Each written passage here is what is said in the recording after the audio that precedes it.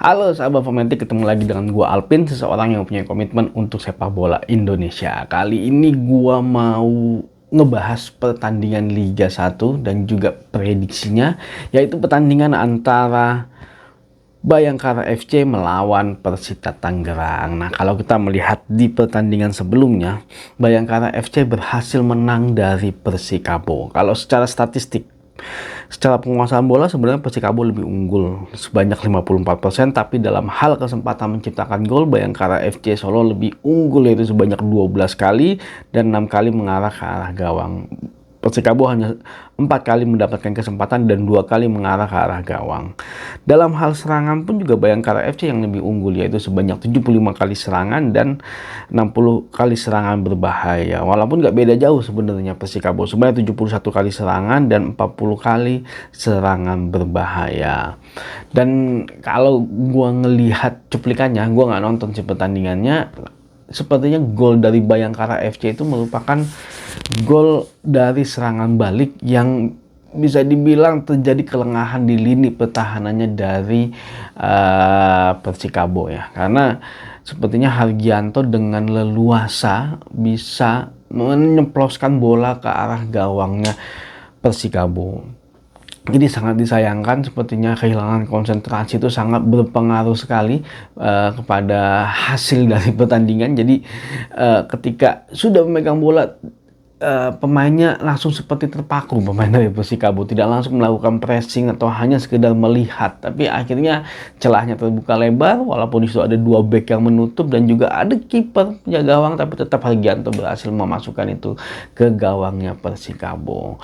Secara permainan sebenarnya Persikabo memang lebih mengandalkan ball possession ya, walaupun ball possessionnya kadang-kadang juga progresif, ada beberapa kali kesempatan, tapi sepertinya memang ya Bayangkara FC lini pertahanannya juga cukup oke dan cukup solid sih kalau menurut gua.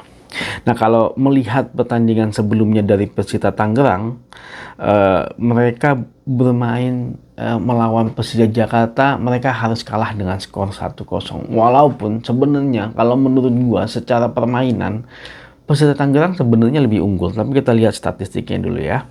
Nah, secara penguasaan bola memang Persija Jakarta lebih unggul, yaitu sebanyak 51%. Tapi kesempatan menciptakan golnya Persita unggul sebanyak 7 kali dan 6 kalinya mengarah ke arah gawang.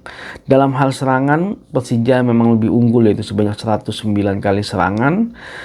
Nggak kalah jauh Persita sebanyak 99 kali, serangan berbahayanya Persija ternyata 125, dan serangan berbahayanya Persita sebanyak 96 kali serangan berbahaya.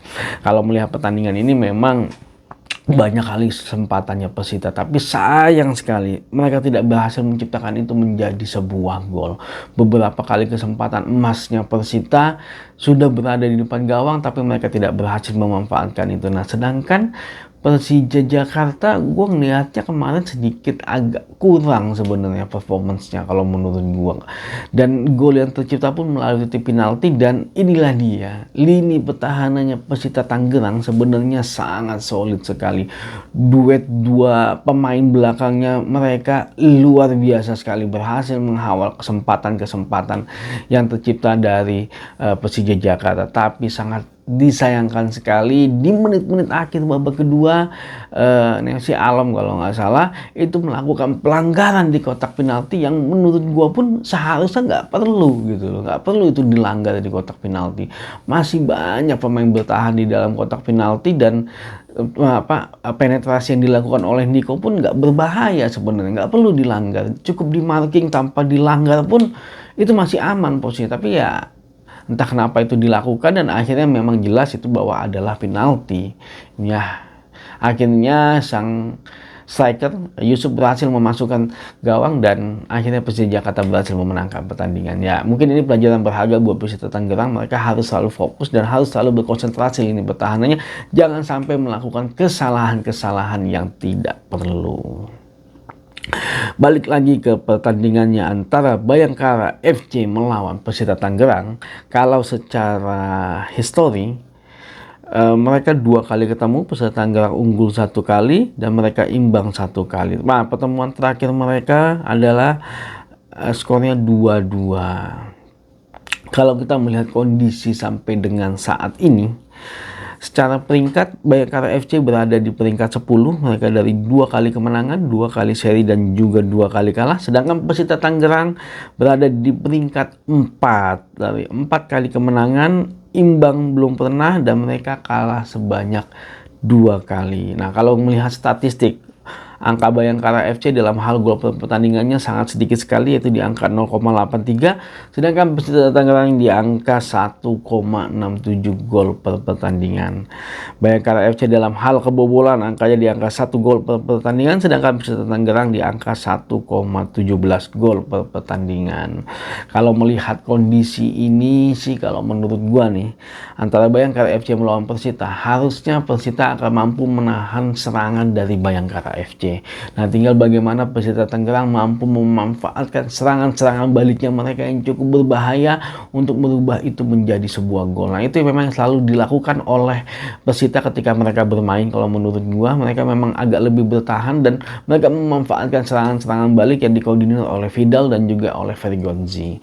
Dan beberapa kali serangan balik itu berhasil, hanya kemarin memang sepertinya agak kurang tepat sepertinya strategi serangan baliknya yang dilakukan, akhirnya mereka tidak berhasil menciptakan gol. Nah, sedangkan Bayangkara FC pun juga memiliki lini pertahanan yang cukup baik dan mereka mempunyai serangan balik yang cukup berbahaya. Jadi sebenarnya dua tim ini bermain dengan skema yang cukup sama sih kalau menurut gua, dan secara kekuatan pun sama. Jadi kalau menurut gua bisa jadi kemungkinan pertandingan ini akan berakhir imbang. Tapi kalau secara peluang, menurut gue sepertinya Persita lebih unggul karena mereka memang lebih baik secara organisasinya kalau menurut gue dibandingkan dengan Bayangkara FC. Tapi kalau menurut gue pertandingan ini akan berakhir imbang. Oke, terima kasih sudah nonton video ini. Jangan lupa saksikan terus berita mengenai sepak bola Indonesia di channel ini. Maju sepak bola Indonesia, Indonesia juara.